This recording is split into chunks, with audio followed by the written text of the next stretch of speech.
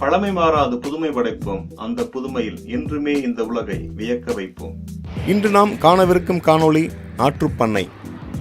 தமிழகத்தில் தருமபுரி மாவட்டத்தில் தருமபுரியில் இருந்து ஒகேனக்கல் செல்லும் வழியில் இந்த எம்எஸ்பி நாற்றுப்பண்ணை உள்ளது. இது நாற்றுப்பண்ணையுடன் கூடிய மூலிகை பண்ணை என்றும் கூறலாம். இங்கு பல வகையான வெளிநாட்டு அழகு செடிகளும் 100க்கும் மேற்பட்ட விதவிதமான பூச்செடிகளும் மரங்களும் நாற்றாக விற்பனைக்கு வளர்த்து வருகின்றனர். மேலும் இங்கு உற்பத்தி செய்யப்படும் நாற்றுகள் தமிழகத்திலும் கர்நாடகா, ஆந்திரா போன்ற பிற மாநிலங்களிலும் ஏற்றுமதி செய்யப்படுகின்றன. தோட்டம் அமைக்கவோ அல்லது வீட்டிற்கோ நாற்றுகள் மொத்தமாகவும் சில்லறையாகவும் இங்கு கிடைக்கும். மேலும் விவரங்களுக்கு மேலே உள்ள செல்போன் எண்ணை தொடர்பு கொள்ளவும்.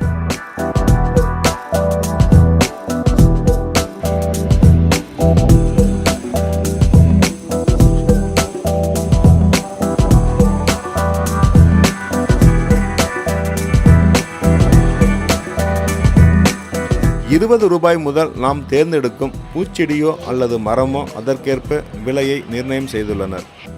மேலும் விவரங்களை இந்த எம்எஸ்பி நாற்றுப்பண்ணை உரிமையாளரிடம் நாம் கேட்டு தெரிந்து கொள்வோம். இந்த தொழில் எப்போ சரி? 5 வருஷமா செய்யறோம். 5 வருஷமா? எப்படி இந்த தொழில் உங்களுக்கு வந்து ஆர்வம்னா தம்பி செஞ்சுட்டு இருந்தாரு. அக்ரி முடிச்சிருக்கிறார் குமார்னு சொல்லிட்டு, சித்தப்பா பையன். அவர் மூலியமா செய்யலாம்னு சொல்லிட்டு. மற்ற இடங்களுக்கும் உங்ககிட்ட இருக்கிறதுக்கு என்ன ஒரு வித்தியாசம்?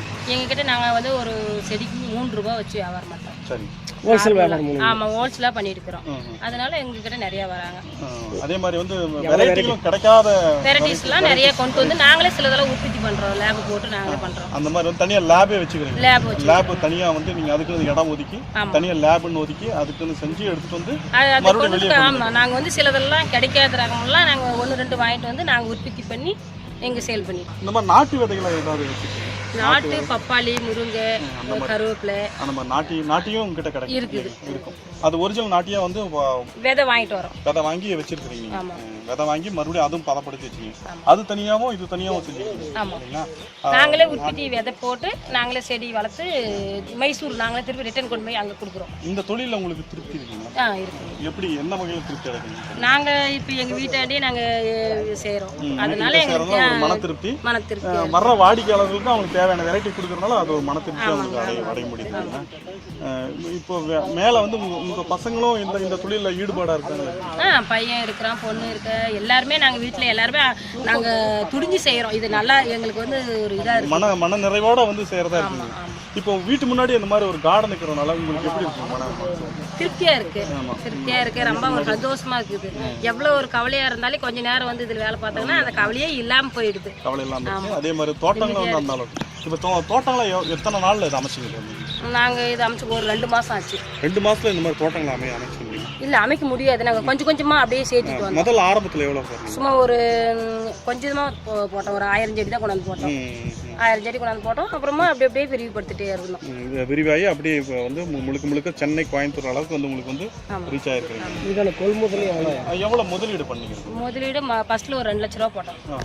அப்புறமா அப்படியே இப்போ வந்து ஒரு 20 லட்ச ரூபா முதலீடு. 20 லட்சம் முதலீடு. மாசம் உங்களால எவ்வளவு வந்து இதுல வருமானம் ஆகுது?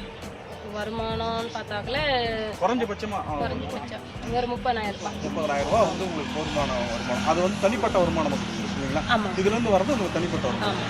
இதை தவிர விவசாயமும் செஞ்சுட்டு விவசாயம் செஞ்சு அதுக்கு நேரம் வந்து சரியா இருக்குங்களா? இல்ல, பார்த்து வரதில்ல. அது வந்து இப்போ லேபர் வச்சு தான் செய்யறோம். இதுக்கே லேபர் வச்சு தான் செய்யறோம். இதுக்கே வந்து ஒரு நாளைக்கு 5 பேர் வேலை கொடுக்குறோம். இந்த தொழில் செய்யறதுனால 5 பேருக்கு வேலை கொடுத்து நீங்க வேலை கொடுக்குற அளவுக்கு ஒரு திருப்தி அடைகிற மாதிரி இருக்கு.